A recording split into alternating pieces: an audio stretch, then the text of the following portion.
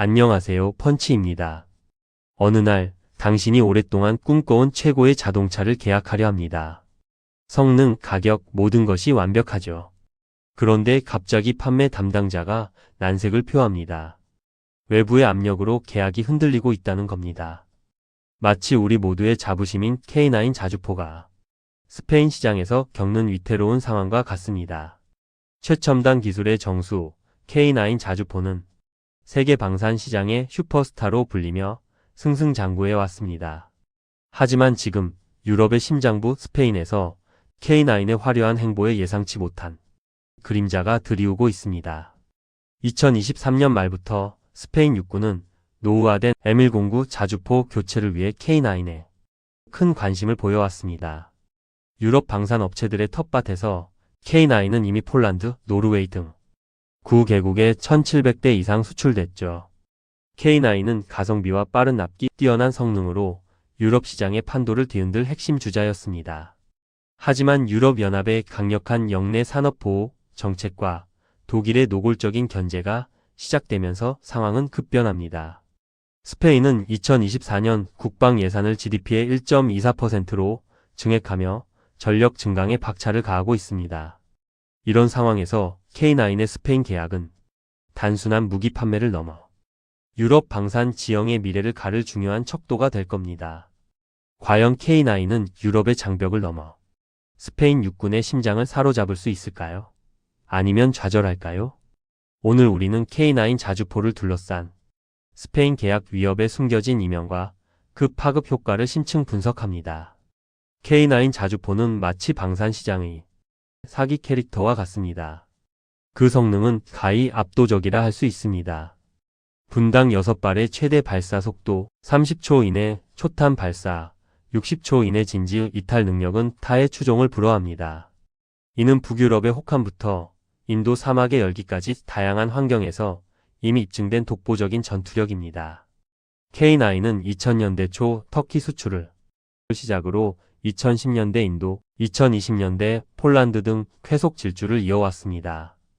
특히 폴란드에는 K901 212문과 최신 개량형 K9PL 460문을 수출하며 유럽 시장에 교두보를 마련했습니다.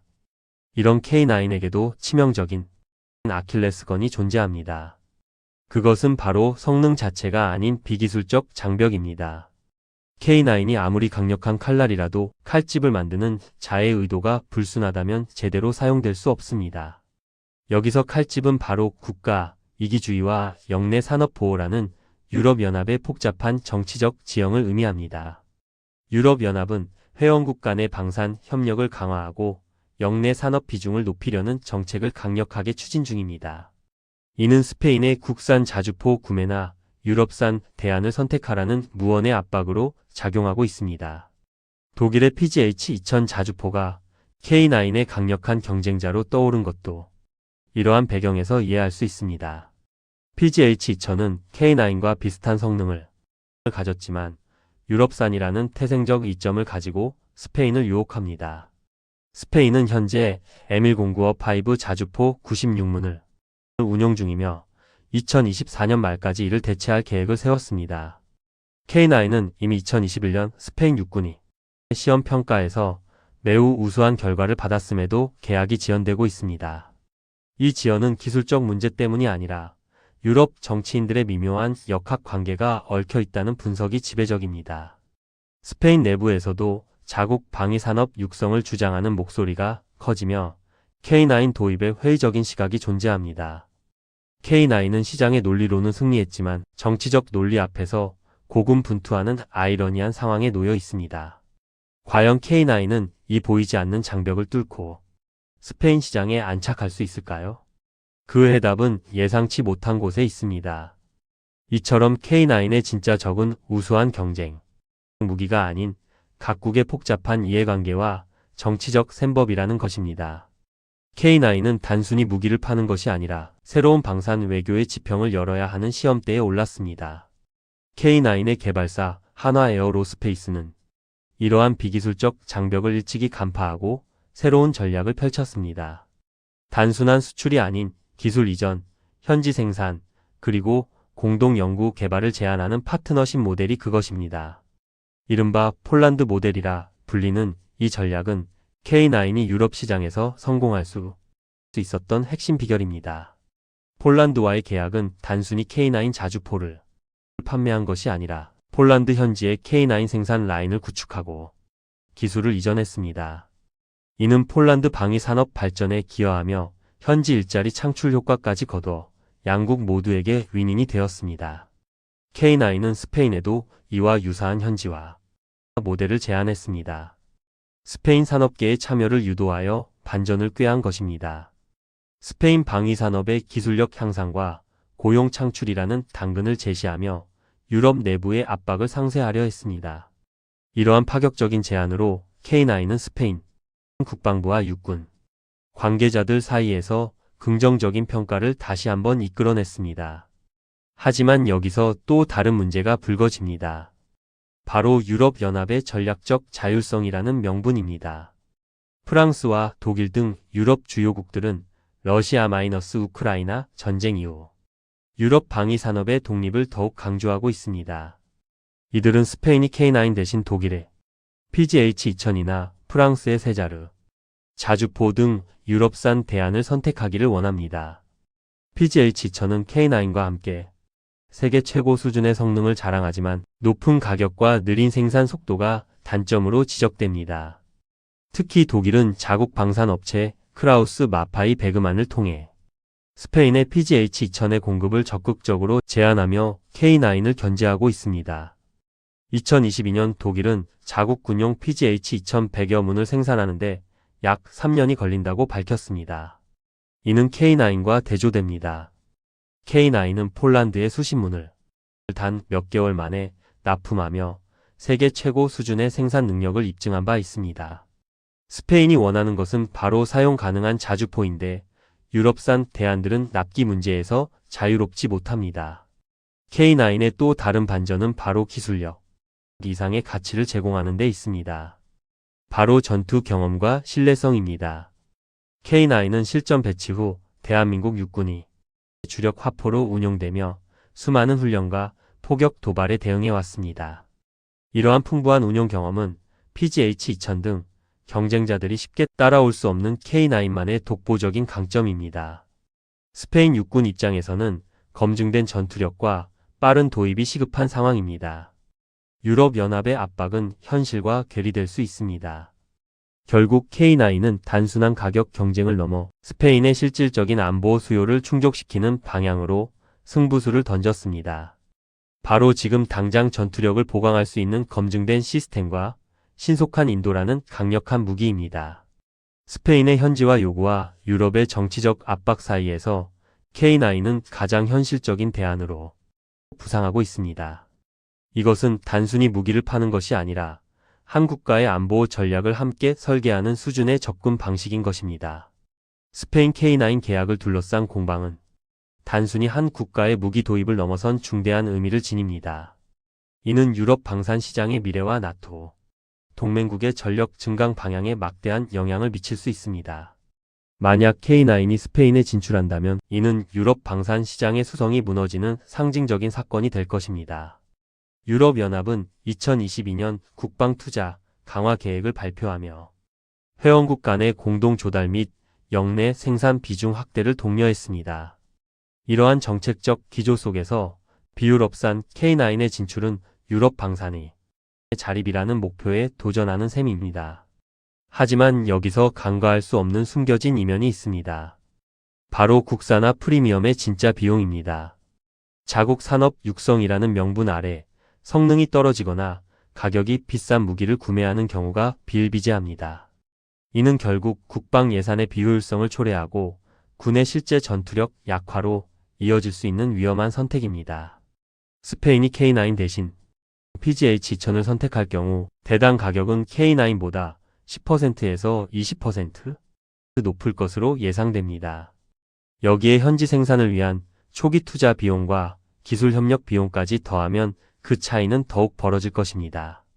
또한 유럽산 무기는 복잡한 공급망과 느린 생산 속도로 인해 적시에 전력화하기 어려운 경우가 많습니다. 러시아-우크라이나 전쟁 이후 신속한 전력 증강은 유럽 각국의 최우선 과제가 되었습니다.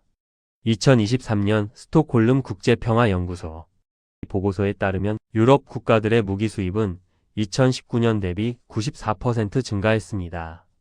그러나 유럽 내 생산 능력은 이러한 급증하는 수요를 따라가지 못하고 있는 것이 현실입니다.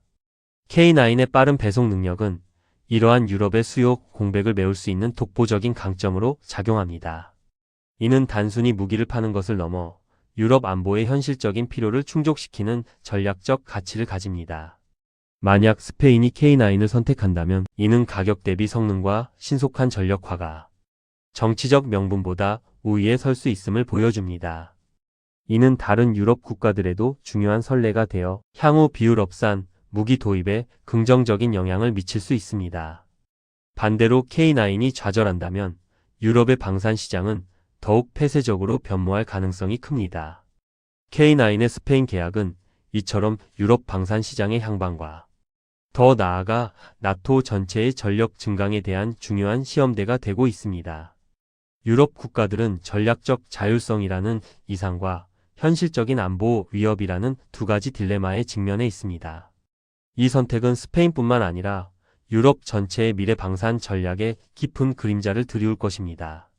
K9은 이 거대한 방산 전쟁에서 단순한 무기가 아닌 새로운 질서의 상징으로 자리매김하려 합니다. 과연 스페인은 어떤 선택을 할까요? 그들의 결정은 곧 유럽 안보의 방향을 제시할 중요한 이정표가 될 것입니다. K9의 스페인 계약 결과에 따라 유럽 방산 시장은 크게 두 가지 시나리오로 나뉠 수 있습니다. 첫째, K9이 계약에 성공할 경우 유럽 시장에 균열이 생기며 비유럽산 무기 도입이 가속화될 수 있습니다. 스페인의 선택은 다른 나토 회원국들에게도 영향을 미쳐 성능과 가성비를 우선시하는 흐름을 만들 겁니다. 이는 한국 방산 기업들에게 더 많은 기회를 제공하고 유럽 방위 산업의 경쟁을 촉진하는 계기가 될 것입니다. 특히 K9이 보여준 현지화 전략은 다른 비유럽 국가들의 방산 수출 모델에도 영향을 미칠 수 있습니다. 둘째, K9이 계약에 실패할 경우 유럽 방산 시장은 더욱 강력한 보호주의 장벽을 구축할 가능성이 큽니다. 이는 유럽연합의 전략적 자율성 강화 기조에 더욱 힘을 실어주고 영내 협력을 우선시하는 방향으로 나아갈 것입니다.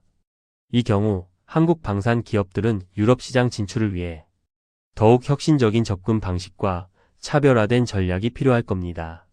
하지만 장기적으로 볼 때 단순한 보호주의는 지속 가능하지 않습니다. 전 세계적인 안보 위협은 점점 고도화되고 있습니다.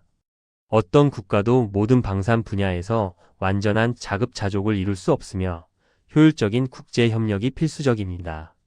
결국 스페인과 같은 국가들은 정치적 명분과 현실적인 안보 수요 사이에서 균형을 찾아야 할 것입니다. 국민의 생명과 안전이 걸린 국방 분야에서 최고의 선택은 단순한 산업 보호를 넘어섭니다. 저의 생각으로는 유럽 국가들은 당장의 정치적 이득보다 장기적인 안보와 실질적인 전력 증강에 집중해야 합니다.